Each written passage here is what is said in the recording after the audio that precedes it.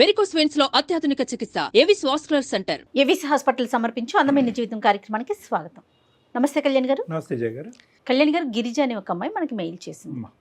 అంటే పట్టుదల ఉంటే ఏదైనా సాధించవచ్చు, కానీ మనం ఏదైనా సాధించాలి అనే ఒక తపనలో కుటుంబ సభ్యులకి మనం ఏం చెప్తున్నాం, ఏం చెప్పట్లేదు. అందులో ఒక ఫ్యామిలీ వచ్చాక ముఖ్యంగా వైఫ్ అండ్ హస్బెండ్ మధ్య ఎటువంటి అరమరికలు ఉండకూడదు అనే మినిమం ఒక చిన్న ఆలోచన కూడా లేకుండా నా మనసుకు తోచింది నేను చేసేస్తా, తర్వాత సంగతి తర్వాత చూసుకుందాం. కానీ ఈ కాన్సెప్ట్ ఎక్కువ చూస్తున్నాం కదా కళ్యాణ్ గారు. మనం నాకు ఏది అనిపిస్తే అది చేసేయటం, నేను అది ఎక్స్పెక్ట్ చేయట్లేదు అనుకోవటం.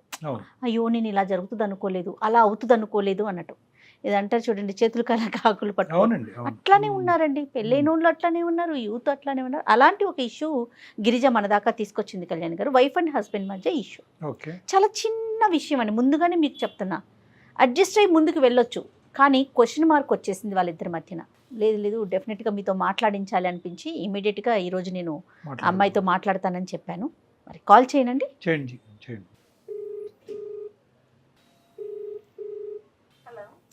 గిరిజ అండి మాట్లాడేది?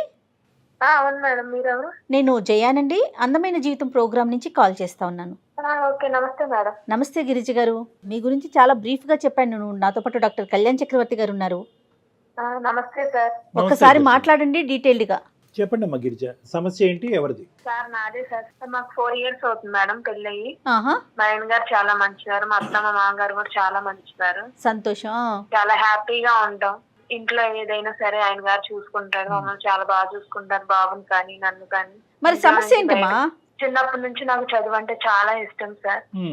ఆ ఇష్టంతో పెళ్ళైన తర్వాత ఫోన్స్ ద్వారా చదువుకున్నాను సార్. నేను బాగా ఆన్లైన్ లో చదువుకొని గవర్నమెంట్ జాబ్ వచ్చింది. అబ్బా, చాలా ఎగ్జామ్స్ రాసావమ్మా లేదంటే ఫస్ట్ టైం?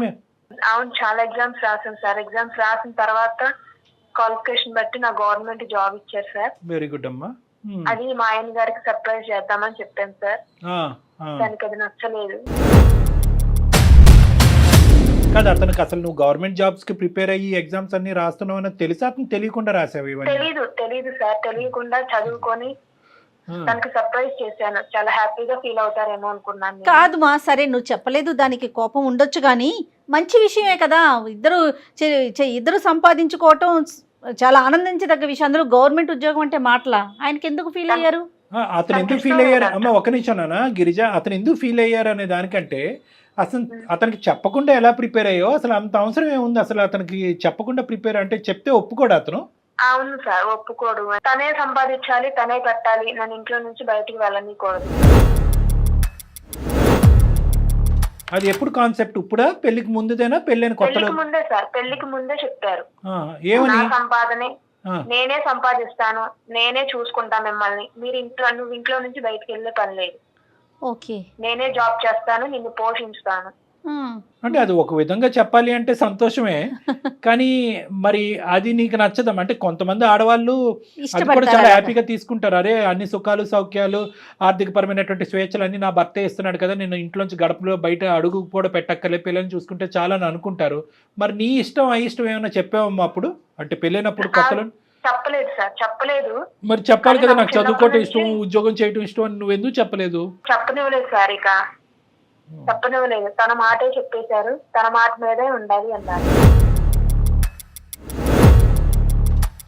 నేను ఇక పెళ్ళైన తర్వాత, బాబు పుట్టిన తర్వాత, బాబుని స్కూల్లో జాయిన్ చేసి తన ఆఫీస్కి వెళ్ళిన తర్వాత ఆ చిన్న స్పేస్ కొంచెం టైం ఉండేది, కొద్దిగా టైం ఉండేది వ్యవధి నీకు, మిగతా పనులన్నీ అయిపోయిన తర్వాత ఈ మధ్యలో నాకు కొంచెం టైం ఉండేది.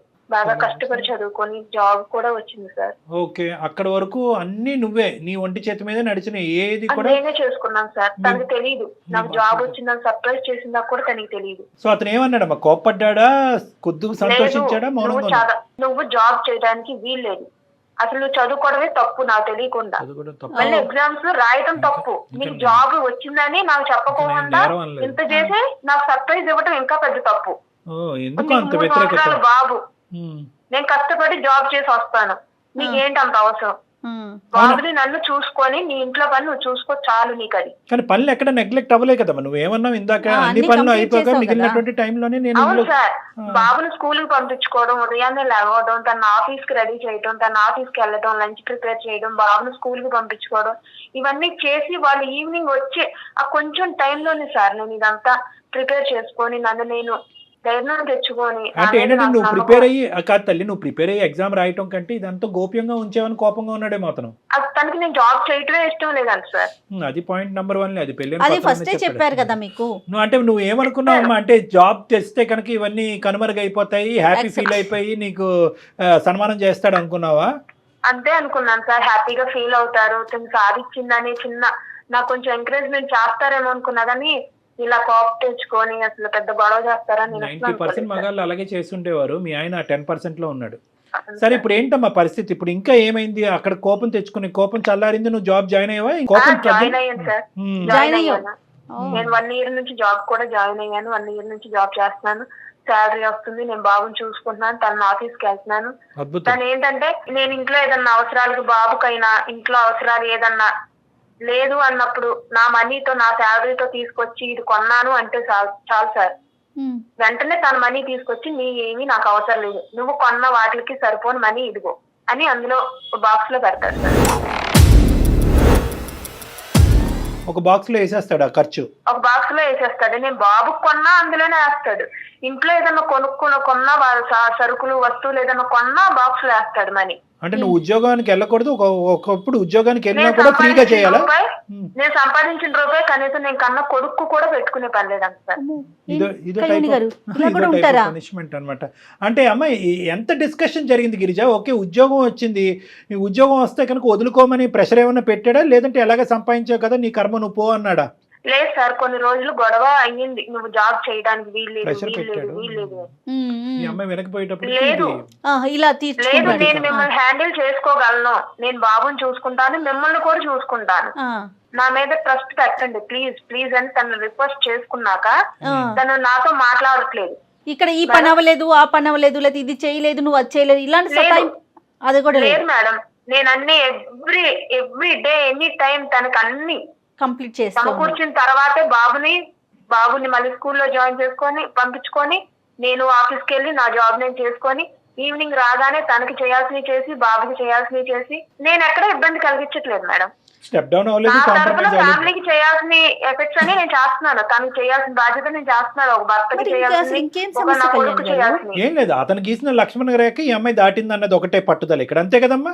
అంతే సార్. అక్కడ కాన్సెప్ట్ ఏంటంటే ఆడవాళ్ళు ఉద్యోగం చేయకూడదు, ఇంట్లో పిల్లలు నేను చెప్పేశాను, నా శాలరీ నా సంపాదన నా కష్టం నా భార్య నా పిల్ల ఇదే, నేను చెప్పిందే నువ్వు చెయ్యాలి, నేను ఎంత ఇచ్చానో అంతే వాడాలి ఇంట్లో, నీ మనీతో నువ్వేం తెచ్చినా నాకు అయ్యొద్దు, నేను అది తీసుకోను, నా కొడుకైనా సరే అని. నేను బాబుకు సంబంధించిన ఏదైనా కొన్నా తను వెంటనే ఆ మనీ తీసుకొచ్చేస్తాడు, ఆ బాక్స్ లో వేసేస్తాడు, నా కళ్ళ ముందు వేసేస్తాడు. కాదమ్మా వాళ్ళ పేరెంట్స్ సంగతి ఏంటి? వాళ్ళ డాడీ ఆల్రెడీ రిటైర్ అయ్యాడు, జాబ్ గవర్నమెంట్ జాబ్. వాళ్ళ మదరు రీసెంట్ గానే రిటైర్మెంట్ తీసుకున్నారు, వాళ్ళకు ప్రైవేట్ ఆఫీస్ లో జాబ్ చేస్తున్నారు, తిను జాబే, నేను ఎందుకు చేయకూడదు? పిల్లం ఉద్యోగం చేయకూడదు కాన్సెప్ట్ ఇలా కూడా ఉన్నారా? కాదమ్మా అది అడిగావా మరి? మీ అక్క చేస్తుంది?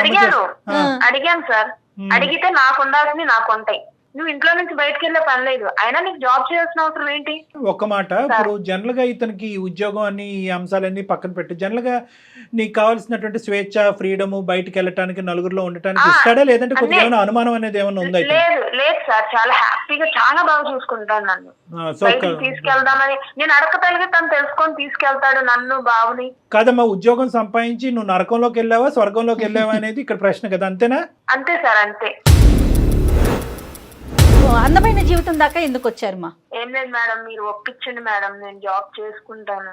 అమ్మా రెండిట్లో ఒకటే సాధ్యం అనుకో, ఆ పరిస్థితి వస్తే ఏం చేద్దాం? ముందుగా నువ్వు మనం అనుకొని అప్పుడు అతనితో మాట్లాడదాం. అతనేమి అగైనిస్ట్ కాదు. ఇప్పుడు తను చెప్పినట్లుగా గిరిజ చెప్పినట్లుగా వైఫై చేయకూడదని ఇట్లా పర్టికులర్ గా పెట్టుకుంటారా కళ్యాణ్ గారు? అంటే వెనకతల థాట్స్ ఎలా ఉన్నాయో కూడా మనం చూడాలి జయ గారు. అంటే ఏంటంటే ఉద్యోగం చేయటం అనేది డబ్బులు నేను ఆల్రెడీ సంపాదిస్తున్నాను, మనకు ప్రాపర్టీస్ ఉన్నాయి, ఇది అనవసరమేనా, లేదంటే ఆడవాళ్ళు బయటకు వెళ్తే కనుక లేనిపోని తెలివితేటలు వస్తాయి, అప్పుడు ఇంకో విధంగా ప్రవర్తిస్తారనేదా?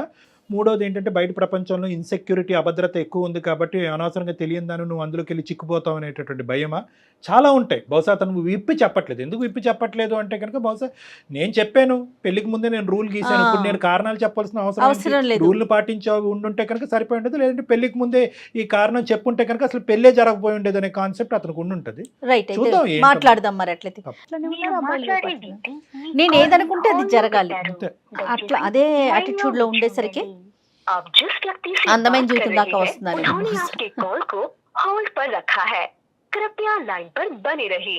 హలో చెప్పు. నేనండి జాబ్ చేసుకుంటానండి. నేను లేదు, నాకు ఇష్టం లేదు. ప్లీజ్ అండి, బాబు కోసమైనా ఒప్పుకోవచ్చు కదా. లేదు లేదు, గవర్నమెంట్ జాబ్ అండి, గవర్నమెంట్ జాబ్ ఎంతో మందికి ఎంతో చేసుకుంటే కానీ రాదు, కానీ నాకు వచ్చింది కదండి. మీది ప్రైవేట్ జాబ్ కదా, ఈ రోజుల్లో ఏది నమ్మలేము, ఏ సిచ్యువేషన్ ఎలా మారిందో తెలియదు కదా. నాది పర్మనెంట్ కదా జాబ్, చేసుకుంటానండి ప్లీజ్. నాకు ఇష్టం లేదని చెప్తున్నాను. 1 year బట్టి అడుగుతున్నాను మిమ్మల్ని, ఇంతవరకు నాతో సరిగ్గా మాట్లాడలేదు మీరు. నేను కొన్నా కానీ మనీ పెడుతున్నారు, నాకు అది నచ్చట్లేదు. జాబ్ కావాలా? నాకు 2 కావాలండి, మీరు కావాలి, జాబ్ కావాలి, బాబు కావాలి, మన ఫ్యామిలీ కావాలి, మన ఫ్యూచర్ కూడా కావాలి. గిరిజ పని చేయకూడదనే కారణం ఏంటి నీకు? మీ అమ్మగారు చేస్తున్నారు, మీ చెల్లి చేస్తున్నారు. ఒక తల్లి ఒక చెల్లి చేయటానికి, ఒక భార్య చేయటానికి డిఫరెన్స్ ఏంటి? నాకు నచ్చదు సార్. ఎందుకు నచ్చదు? అదే కారణం లేదు కళ్యాణ్ గారు. నచ్చకపోవటానికి కారణం ఏంటి నాన్న? అంటే నీ గీత దాటిందనా, నీ మాట దాటిందనా, ఏంటి కారణం? బయట ఉన్న సిచ్యువేషన్స్ బట్టి సార్. నీ సిచ్యువేషన్స్ జల్లంగా ఉండే ఏం సిచ్యువేషన్స్ ఉన్నాయ్యా? మేమందరం ఉద్యోగాలు చేసుకోవట్లా? అనుమానాలా, భయాలా, కోపాలా? అనుమానం అయితే ఏం లేదు సార్. లేదు కాదు నాన్న, ఇప్పుడు అమ్మాయి ఉద్యోగం చేసుకోవచ్చా, చేయకూడదా, ఏంటి? చేయకూడదు సార్, అమ్మాయి అయితే ఉద్యోగం చేయకూడదు. ఒకప్పుడు ఉద్యోగం చేస్తే పరిస్థితి ఏంటి ఇంట్లో? డివోర్స్ ఇచ్చేస్తాను సార్ నేనైతే. ఎందుకు అలా అంత నేను ఇంకా ఆలోచించాను, ఈ విషయంలో నేను ఇంకా ఆలోచించాను, నీకు చెప్పేసాను ఆల్రెడీ. నువ్వు ఇక ప్రతిసారి ఇదే అడుగుతున్నావు నన్ను. నేను జాబే కదా చేస్తానన్నాను. ఫారెన్ లేదు, నాకు ఇష్టం లేదు. లేదు, నాకు ఇష్టం లేదు. నా మాట నువ్వు వినవా? ఎందుకు నా మాట నువ్వు వినవా? ఈ 4 years లో నేను నీతో ఎలా ఉన్నాను నీకు తెలియదా? తెలుసు. ఈ క్షణంలో ఇప్పుడు ఇలా చేస్తున్నావు నువ్వు నన్ను. లేదు, నేను అనేది అదే, నేనంటే మీకు అంత ఇష్టం కదా. ఈ 4 years నన్ను చాలా బాగా చూసుకున్నారు. ఎందుకు నా ఇష్టాన్ని ఎందుకు కాదంటున్నారు? ఇంతవరకు కాదనలేదు కదా. అసలు నాకు ఇష్టం లేదు. ఎందుకు? కావాలా, డివోర్స్ కావాలా? నాకు డివోర్స్ వద్దు, నాకు మీరు కావాలి, జాబ్ కావాలి, బాబు కావాలి, మన ఫ్యామిలీ కావాలి. ఏదైనా ఒకటే. లేదు, నాకు జాబ్ బాబు నేనే చూసుకుంటా, నా దగ్గరే ఉంటాడు బాబు కూడా. లేదు, బాబు కావాలి, నువ్వు కూడా కావాలి. కార్తీక్ వాళ్ళ నేను కూడా కావాలంటే బాబు కావాలంటే నీ జాబ్ చేయాలి. కార్తీక్, నీ కారణాలు ఏంటో చెప్పు నాన్న, విడమర్చి చెప్పు, దాన్ని బట్టి ఏం చేయాలో మేము ఆలోచిస్తాం. సార్, మా అమ్మ స్కూల్ టీచర్ సార్. అవును తెలుసు. మా అక్కేమో జాబ్. ఓకే. వీళ్ళిద్దరు ప్రాబ్లమ్స్ చాలా.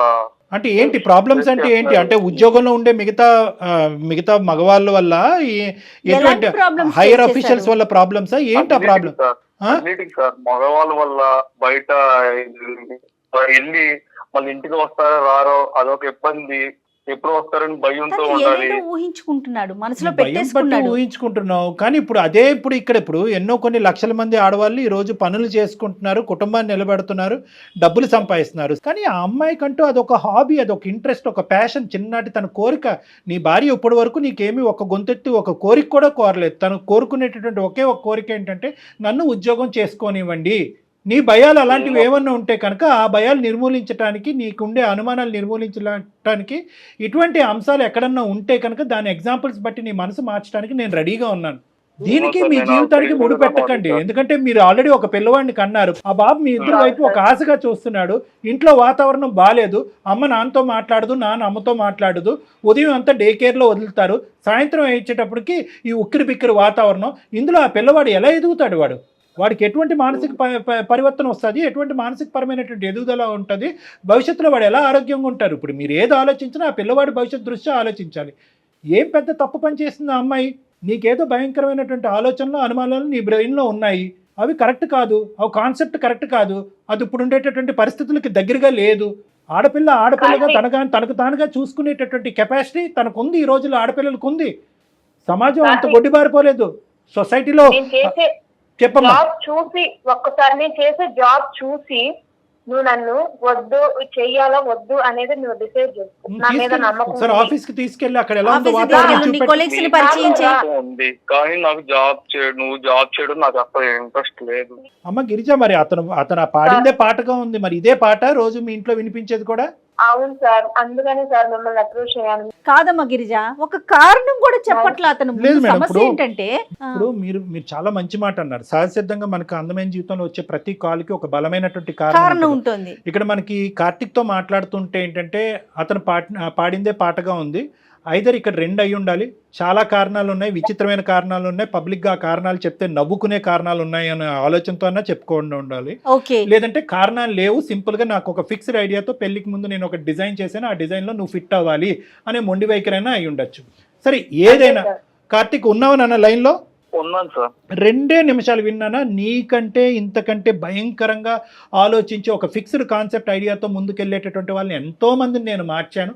ఎందుకంటే నువ్వు ఇక్కడ ఏమీ లేదు. ఒకటి మగాడు అనేటప్పటికీ ఒక మేల్ ఈగో ఉంటుంది. అందులో ఏంటంటే ముందుగానే నువ్వు ఒక కండిషన్ పెట్టి ఆ కండిషన్ ఈ అమ్మాయి దాటేటప్పటికి అందులో సీక్రెట్గా 4 సంవత్సరాల పాటు పుస్తకాలు లేకుండానే ఆన్లైన్లో చదువుకుని ఎగ్జామ్ రాసేసి జాబ్ కొట్టిన తర్వాత భర్తకు సర్ప్రైజ్ చేసి నా కెపాసిటీ ఇది అని చెప్పి గొప్పగా నిన్ను ప్రూవ్ చేసుకోవడానికి ఆ అమ్మాయి రివర్స్లో ఆలోచించింది. ఆ రివర్స్ కాస్త ఆ అమ్మాయికి బిడ్స్ కొట్టింది. ఇదేమైంది అంటే కనుక నువ్వేమనుకున్నావు అంటే కనుక నువ్వు జాబ్ సంపాదిస్తే ఏంటి, అవన్నీ సంపాదిస్తే ఏంటి, అసలు సీక్రెట్గా ఎందుకు పెట్టావు, నేను కాదనుకున్నది నువ్వు ఎందుకు చేసావు, ఇప్పుడు జాబ్ సంపాదిస్తే ఏంటి, నువ్వు ఐఏఎస్ ఆఫీసర్ అవుతానేంటి, ఇంకో కింగ్ అవుతానేంటి, నాకు అనవసరం నువ్వు కాన్సెప్ట్లోకి ఉన్నావు.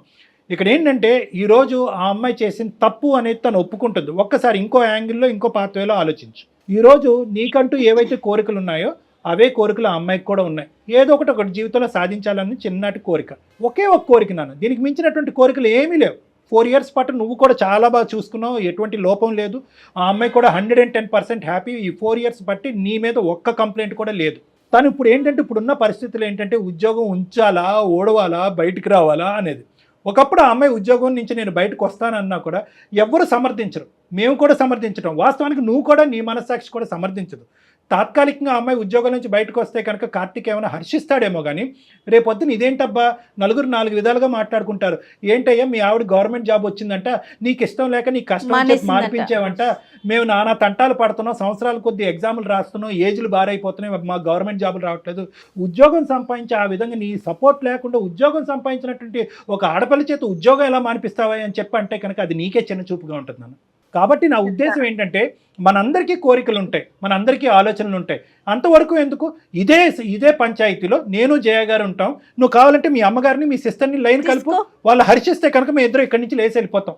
మేమే తప్పని మేము ఒప్పుకుంటాం. మీ అమ్మగారు మీ సిస్టరు ఇంతకాలం బట్టి ఉద్యోగం చేస్తున్నారు, 1,00,000 సమస్యలు చూశారు అని అన్నావు. ఆ తంటాల వల్ల ఆ అనుభవాల వల్ల వాళ్ళు ఒక మెచ్యూరిటీ అనుభవం పెరుగుతుంది, ఒక ఆలోచన శక్తి పెరుగుతుంది, పిల్లల్ని పెంచేటటువంటి విధానాల్లో మార్పు వస్తుంది.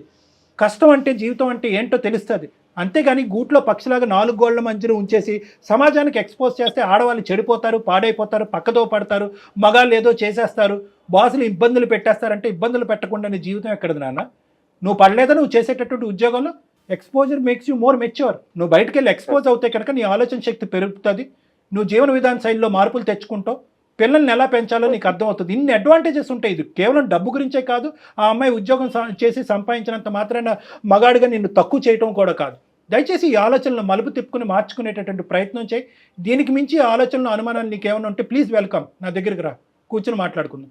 అంతేగాని ఆ అమ్మాయికి అదా ఇదా అని చూస్ చేసుకోమని చెప్పి మన మీద కత్తి పెట్టద్దు నాన్న, అది తప్పది, అది జీవితం. నేను మిమ్మల్ని కలుస్తాను సార్. నన్ను కలు, కానీ దానికి ముందు ఏంటంటున్నానంటే దానికి దీనికి ముడుకు పెట్టకు. ఒక్కసారి కనువిప్పు. చాలా నేరో మైండెడ్గా ఆలోచిస్తున్నావు, చాలా ఫిక్స్డ్గా ఆలోచిస్తున్నావు.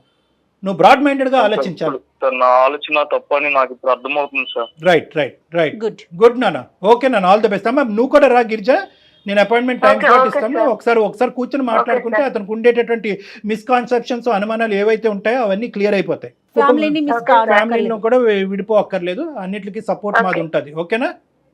చాలా thank you sir. Good luck అమ్మా, both of you, all the best. కానీ చాలా కొత్తగా అనిపించింది కళ్యాణ్ గారు నాకైతే. ఇట్లా కూడా ఆలోచిస్తున్నారు, ఇంకా ఏం ఇందాక నేను చెప్పినట్టుగా ఏంటంటే ఆలోచన మేడం చాలా కారణాలన్నా ఉండాలి, లేదంటే ఏ కారణం అన్నా లేకపోయి ఉండొచ్చు. అంటే అతను మాట్లాడే పద్ధతిని బట్టి, అంటే పొడిగా మాట్లాడుతున్నాడు కదా, ఏ కారణం లేదేమో నాకు అనిపించింది. తను అట్లా ఫిక్స్ అయ్యాడు, తను అందులో ఫిట్ అవ్వాలని కోరుకుంటున్నాడు. అదే ఒకసారి ఐ ఓపెనర్ వచ్చింది కాబట్టి ఇంకా కంటిన్యూ అయిపోతారు, ఏం ప్రాబ్లం ఉండదు మేడం వాళ్ళ మ్యారేజ్ కి. రైట్ అండి, thank you so much Kalyan గారు. నమస్తే. కాళ్లలో నొప్పి, నరాల వాపు వంటి లక్షణాలతో బాధపడుతున్నారా? వెరికోస్ వెయిన్స్ లో అత్యాధునిక చికిత్స ఏవిస్ వాస్కులర్ సెంటర్.